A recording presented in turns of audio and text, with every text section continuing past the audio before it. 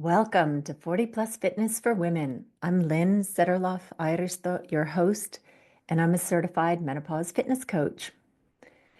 Today, I am talking about form videos, and this was sparked by an email that I got from one of you, one of my listeners, and I'm going to read you the email first. This is from Joanne, and she said that I can use this on the podcast, so I do have her permission to share. So she starts with, "Hello, Lynn. Thank you so much for your fantastic podcast. I've been listening to it for just over a year and really get a lot from it. From the first episode, I started weight training, and although the gains are slow, the overall difference is amazing. My use of technology is minimal, so I have been very reluctant to try videos, but yesterday I did it, and oh my God, how scary it is to see myself in action. But what I learned from the process was truly incredible. Number one, how important it is to smile, LOL. Seeing myself scowling at the screen as I try to work out how to do a video was very scary. And two, posture. Mine has always been awful, but I didn't realize how much I was slouching even when I thought I was standing straight. Three, illusion. I thought my form was not too bad after a year of training at home. The video shows me how much my arms flap about while I'm doing my bicep curls, how my elbows are nowhere near my ears when I'm doing a shoulder press. Four, glamour, style, or lack thereof. Watching myself highlighted to me how much effort must go into producing a video worthy of putting online. Me, hair all a mess, face red and blotchy.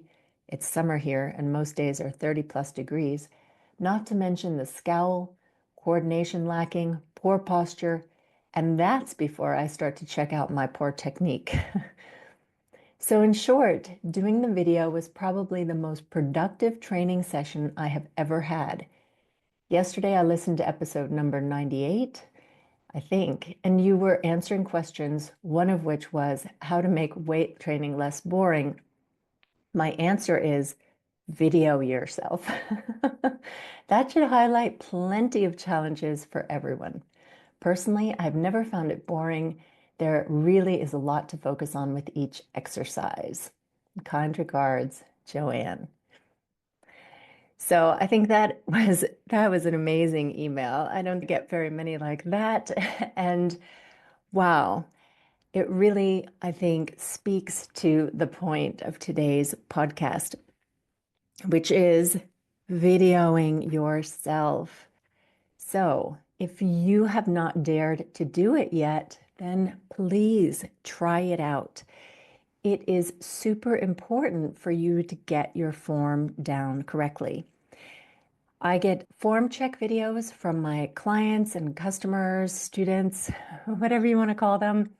And I love to give the feedback, and particularly on exercises like RDLs, which are a little bit harder to learn.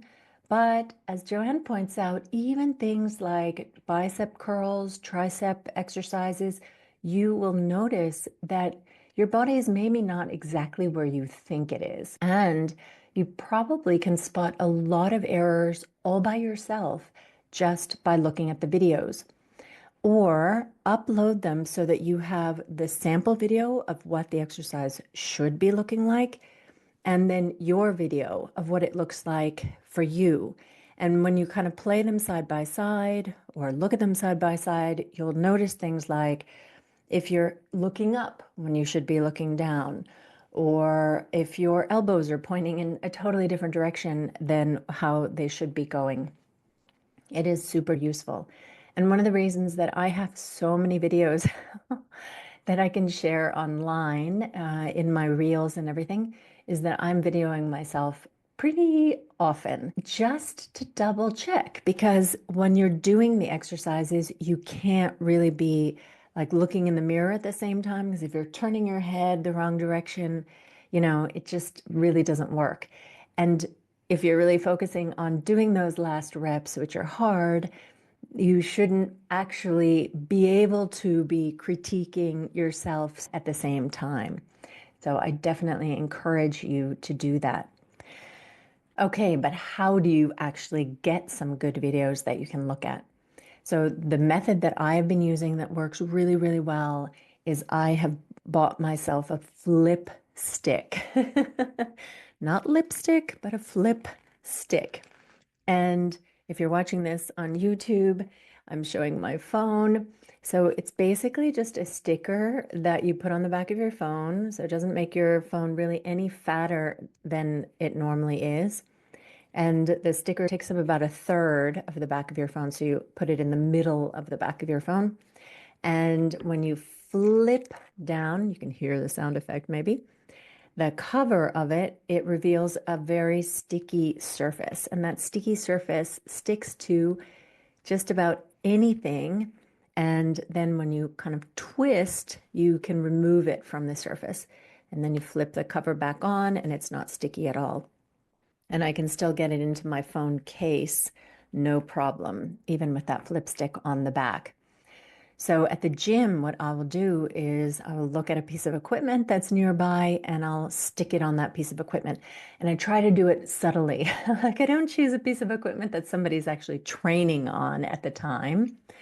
And I'll stick it on there and then press record, do my set, and then go twist it off. And if there is somebody there, I'll just say, hey, I'm taking a technique video. Is that okay?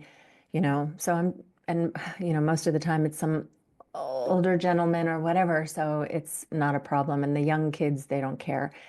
And the other option, of course, is to lean it against your water bottle. So I do that as well. So I'll put the water bottle on a bench or one of those big squares that you can jump onto. Those are kind of laying around all over the place at my gym. So I will just lean it against the water bottle. And so with RDLs, for example, that's one of the ones that I check very, very often because of the technique and also Bulgarian split squats and even arm exercises. Those are a little harder just because of the way my gym is set up to get the videoing done without getting a lot of other people in the picture. But in any case, I'll do my first set and video it. And then when I'm waiting my 3 minutes before my next set, I will watch the video and I'll be like, okay, this, that, and the other, or whatever. And then I will improve it afterwards. Now, this is something that I did a ton when I started doing RDLs way back, 3 years ago. So back then, I really needed to look at the videos. Now it's more just double checking that I am actually still doing them with correct form. And every now and again, I'll find something that I can improve on. I mean, technique is something you can always improve on.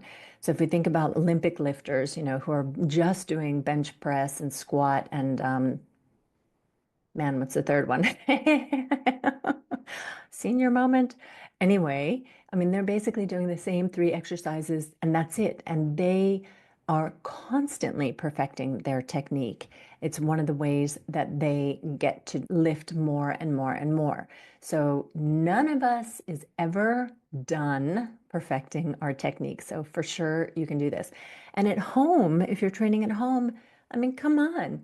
You can stick your flip stick on a mirror, on a wall, on a piece of furniture. You can even buy a tripod. But then the other thing to keep in mind is what are you comparing that to? You need to make sure that your instruction on how to do that movement is correct. So there are a lot of instruction videos out there that are not correct. And a lot of videos that you see online where some personal trainer is there doing an exercise and it's not really being done correctly. So hopefully you have a trusted source who puts videos online. I actually don't share technique videos online yet. I've been thinking, do I want to do that? Do I not want to do that? So yeah. Anyway, back to the technique thing. So find a video done by somebody that you trust and compare the technique. If you're one of my students, then I've got the videos that are in my app. So check those every now and again. Even if you looked at it in the beginning and you're like, oh yeah, bicep curl, that's what this is. And then you know what a bicep curl is, right? I mean, most of us know what a bicep curl is pretty quickly. It's still a good idea. Take a video of yourself doing the bicep curl. Check the video example of what a bicep curl should look like and compare the two and make sure that you're doing it correctly. I see so many people in the gym where if they could see a video of what they're doing, they would immediately be like, okay, that's not correct. And by the way, I realize I'm like a trained eye, right? I mean, this is this is what I do obsessively in my life here. I just remember when I was little, well, and also not so little, but in high school and college, I was a horseback rider.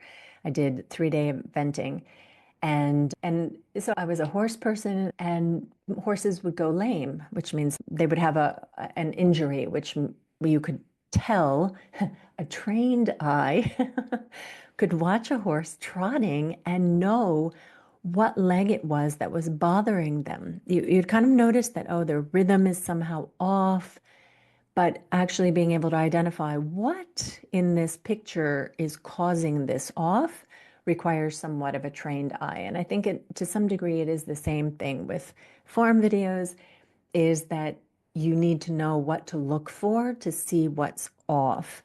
And that takes some experience and also some interest in looking at that and training your eye. Because all those years of horseback riding, and I still couldn't tell you where a horse was lame, but you send me a form video of your RDLs, and I can tell you where it might be going wrong. All right.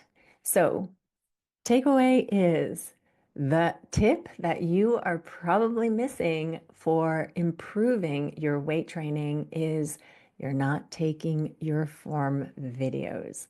So try one out. Make that your to-do for this week, like your little action point for one exercise. Do one this week, and then next week choose a different one and see if you can improve your technique over time. All right. And with that, I leave you till next week and wish you happy training.